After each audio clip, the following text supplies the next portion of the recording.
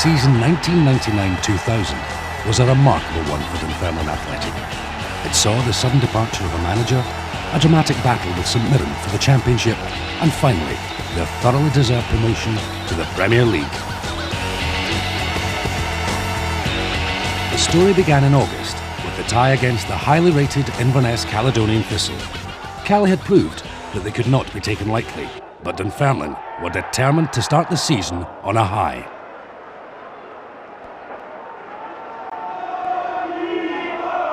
Plenty early pressure then from Dunfermline. And the chance once again, Eddie May clearing the box. And that has to be a penalty, and it is. Dunfermline with a chance to go ahead from the spot. May in the clear, and no doubt about it, brought down from behind. Andy Smith, the man charged with the responsibility. And he takes it, 1-0 Dunfermline.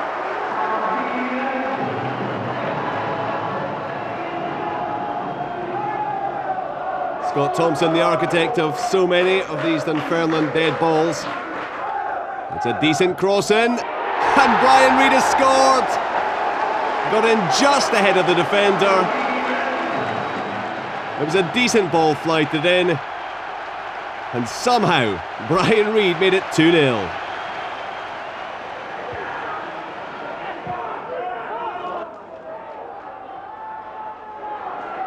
Thompson. Now Dolan. And Stuart Petrie hugging that touchline again. He's done well. A nice nod back there, and Scott Thompson has finished it. The points will be staying at East End Park. Scott Thompson started that move way back in the halfway line, and he finished it to make it 3-0. Petrie forward. And an inviting ball out to that touchline. Picked up by May. And now it's Petrie again. Oh, great work by the number 11. And Dunfermline make it 4-0. A real solo effort by Stuart Petrie.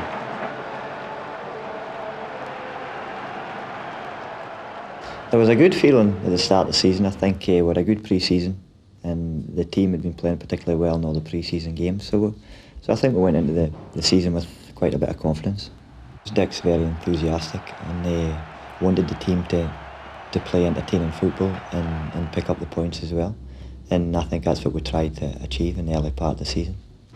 I think coming, obviously being relegated for the SPL the season before, and Hibernian having done so well, obviously winning the first division very emphatically, that people obviously tagged as favourites. And I think when you look at the squad, rightly so, it's Premier League players we had at the club, and it was a burden to carry, but in this game you need to be prepared to obviously get on with it. After a 2-2 draw with Airdrie, the Par's next league match was against Morton. Andy Smith again proved his worth, winning 3 points for the home team. Shields, that's a good ball to the far post, back it comes, Andy Smith! Well, it looked like Smith got that one just over the line ahead of Owen Coyle. Andy Smith certainly getting the celebrations. Petrie and May weighing their options up. Well, it's May. No, it's not. It's Petrie who gets it in there, and Andy Smith gets his second of the game.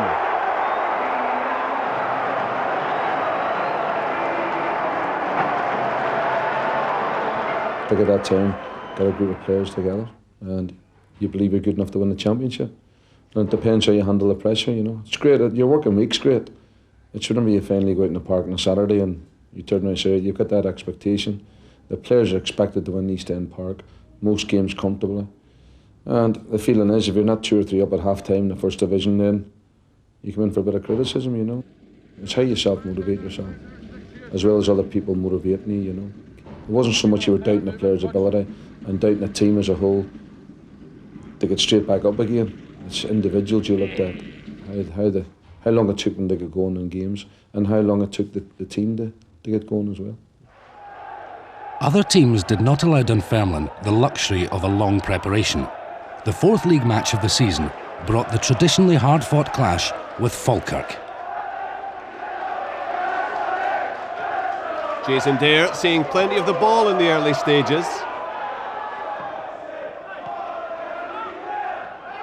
Picked up by Dolan. Hamish French now. His options outside him, he comes inside. Dolan again.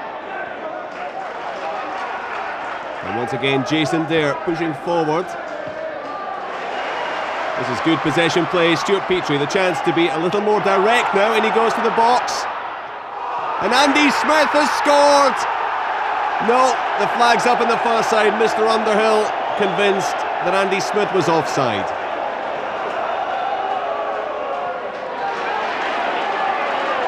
Again, Jason Dare, the chance to run from deep. French. And now Petrie again, good play by Dunfermline. It's been a bright start to the match for them. Smith again. Well, Hogarth juggling with it, and Andy Smith almost got in on top, but the Falkirk goalkeeper recovered well.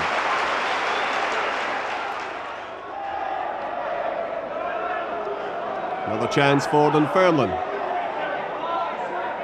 to put the pressure on this Falkirk defence. Scott Thompson swings it in. Andy Smith, great save, Brian Reid! And he's missed it, incredible! It was a wonderful save by Miles Hogarth from Andy Smith's header, but how on earth did Brian Reid miss that one?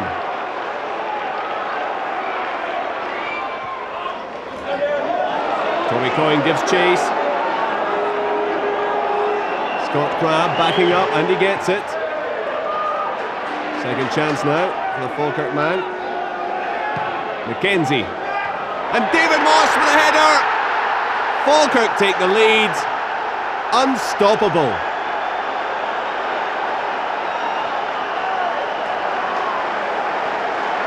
Good battling there by Jason Dare. And a nice touch by Coyle.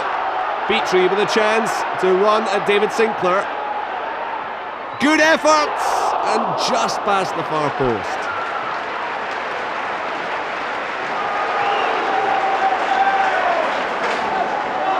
Still, Dunfermline push for the equaliser, and here's a chance now for David Graham, and he's taken it. He's only been on the field for 2 minutes, and Graham has put Dunfermline back on level terms. The ball came off the head, I think, of David Sinclair, but David Graham finished with aplomb.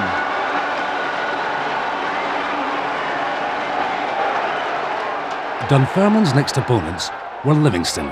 It was to prove a stormy encounter, with each team having a player red-carded. It was left to on-form Owen Coyle to save the day for the Pars. David Graham to take the corner. It's a decent one. And Brian Reid with a header! Well, has he scored? It doesn't look as if he has. He thought he had done. Those Dunfermline fans thought he had done. The header came down off the underside of the bar and just onto the line.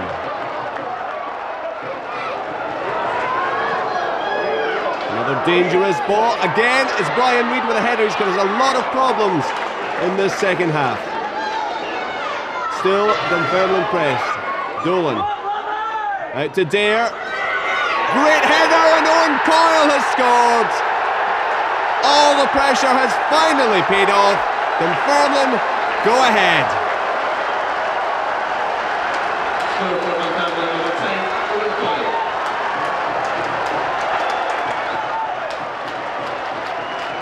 It was a superb ball in, and what a header that was by Owen Coyle. Dunfermline were turning in good performances, but they seemed to lack the killer punch. That would be a crucial factor when they met their closest challengers, St Mirren. Andy Todd wins it! And Ludovic Roy, under a lot of pressure there, did well to hold on to the ball.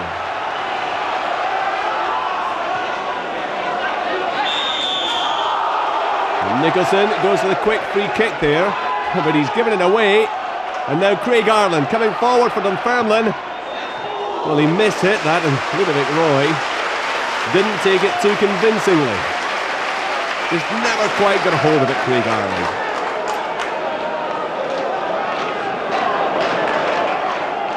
McGroarty, talented youngster, forward he goes.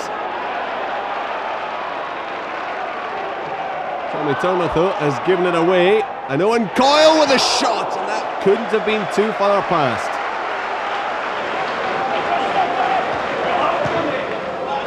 Junior Mendes, chance to attack Brian Reid. He gets to the byline, and Tom Brown has scored. St Mirren take the lead.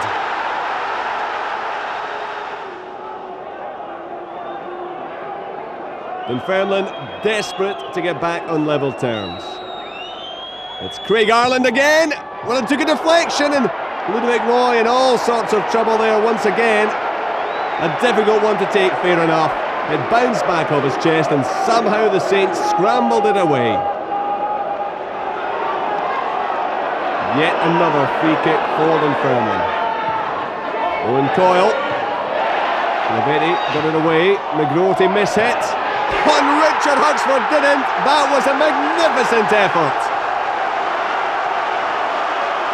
Eventually it broke for the fullback, and he didn't think twice. What a great shot that was. 1-1. In the Fife derby against Raith Rovers, Dunfermline drew yet again.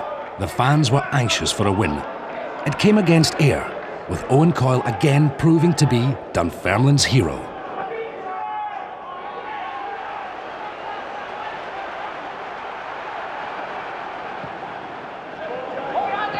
That was a nice head flick by Smith, and now Owen Coyle has got away from Neil Duffy, and what a wonderful strike by Owen Coyle.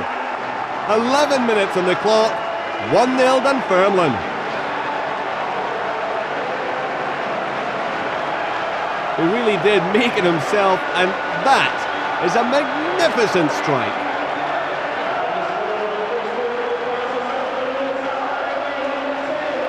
So can Ayr United hit back immediately? Well, not like that. They've given it away in double quick time. And instead, it's Dunfermline putting on the pressure, but that, well, it should have been safe. Thomas Gill has stayed on his line, and Owen Coyle has made it 2-0. 2 goals in the space of 20 seconds.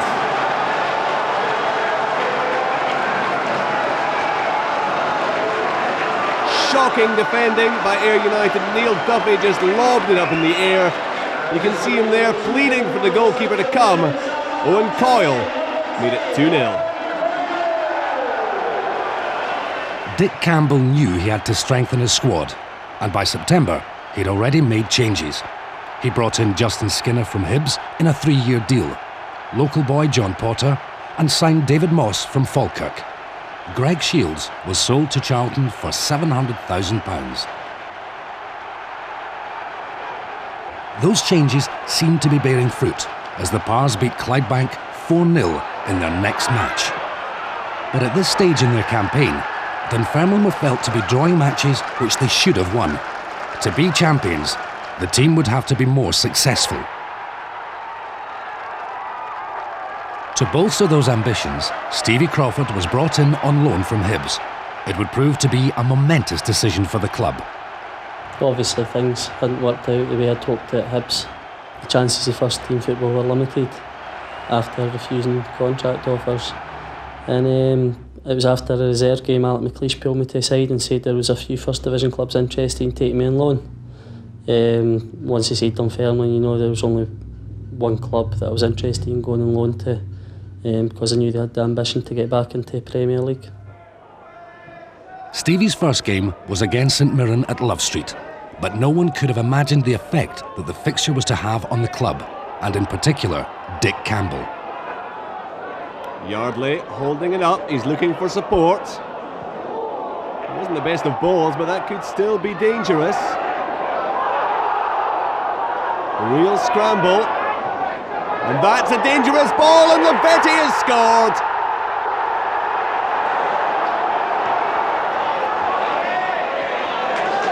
Headed away by Baltacha. Still Dunfermline pressing, again Baltacha clears it. Dunfermline have to look for another way through.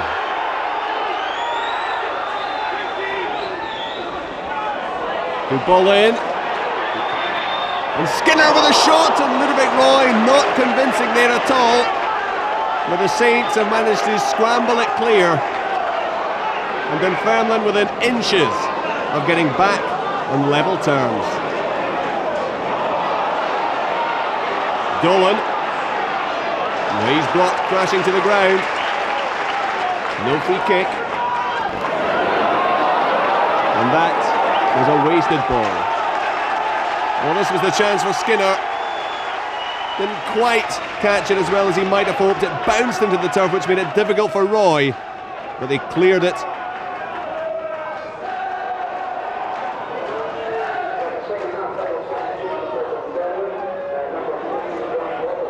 Good challenge. That's a good ball forward. David Moss lets it run, and Steve Crawford is through. Steve Crawford tries to go round Roy. Good save by the keeper. And David Moss is there. Moss gets Dunfermline back on level terms. It was his clever dummy that allowed Crawford through in the first place. Crawford looked to have wasted the opportunity. He certainly thought he had. But Moss with a great finish.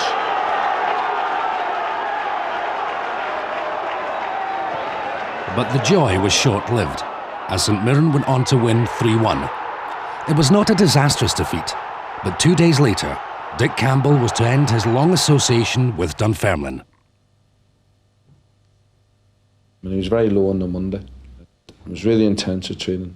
So I said, right, now just relax. It was a poor result, but the season's a long way from being over. You know, you just got to get back again. Let's get a bit of fun in the place and let's get all lifted again. And he enjoyed his Monday's work. And then a Tuesday morning he came in and said, I've just been in the boardroom and that's it, I'm away. Well, obviously we had discussions in the board. We weren't happy with the performances. 5 wins out of 12 was not the standard we were looking for in the first division. And to be fair to Dick, it wasn't his expectations either. That decision meant that Jimmy Nicholl was in charge as caretaker manager at a crucial part of the season. Although shocked by the speed of Campbell's departure, the team rallied and provided some great performances.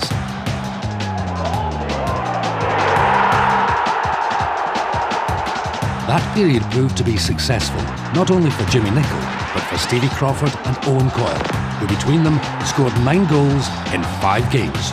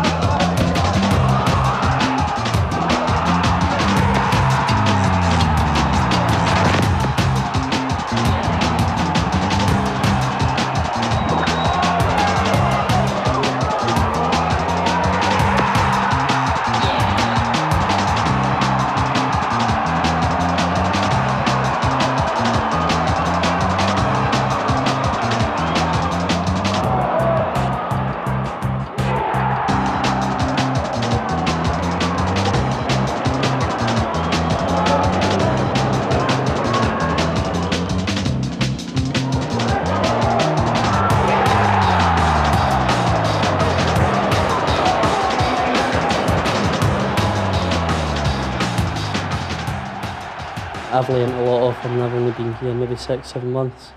And you know, he's went through a tricky spell when he's not playing. And if you look at his professionalism and learn that, maybe for later in your career if you're not playing. But it's not just that, he can score goals. He's proved that he can score goals. And I'm convinced that there's more goals in him, even at a higher level, you know. And as I say, just his enthusiasm for the game speaks volumes for him. The game against Ayr United in December not only brought another goal for Stevie Crawford, but finally ended the speculation of who would be the new manager.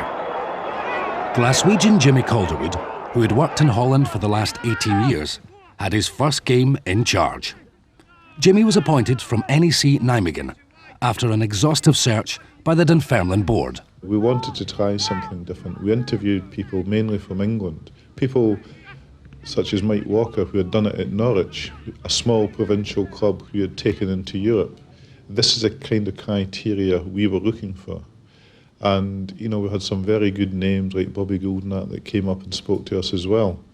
But in the end, we saw what we wanted in Holland. We saw a Scotsman who had been there for 18 years. And he was highly regarded over there, and probably as important, he wanted to come home. It was always been a dream to come back. To be honest, I didn't expect it to be to the Football League, not being big-headed about it. I thought maybe the First Division in England or something like that, because I'd played so long in England. But the more I thought about it, and I came over to talk to them, they convinced me of the ambitions of the club. I've seen the potential, what the club had, and the ambitions what they had, and it looked very interesting. Although Jimmy Nicholl had proved to be capable of steering his side to victories, he was philosophical about the appointment of the new manager. Well, I just said all along it didn't bother me. You know, it doesn't frighten me being a manager, and it doesn't frustrate me being a number two, and I made that clear to everybody, you know. So that was the only thing I said for them 4 weeks. We'll see. Hopefully the team just keeps ticking over until the board make a decision, and then when the decision's made, I just hope things work out. Obviously, Jimmy Nicholl had done a tremendous job just before I came, and he's very, very popular with the lads, and it may have been a bit of a shock and maybe even a disappointment to a lot of them that Jimmy didn't get the job.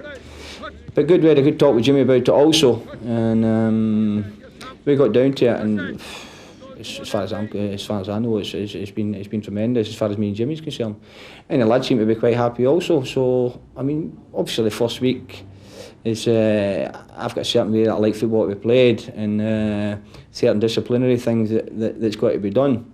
So they've got to get used to that. We've got to get used to each other, and I think we sorted that out. With the new management set up in place, Dunfermline again concentrated on their drive for promotion. Into Coyle, and this man just can't stop scoring.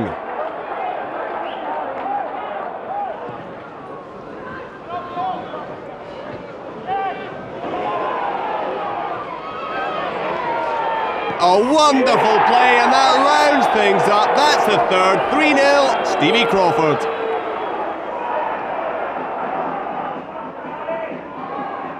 The ball flicked up by Coyle, and Andy Todd finds the net. However, like every other club, Dunfermline's run of success came to an end after 6 victories and 16 goals. They lost 3-0 to Wraith and 1-0 to Livingston. Jimmy Calderwood was determined to get the Pars back on course. Well, first and foremost myself, I'm a very bad loser, and you try and bring that over to your players, whether it be in training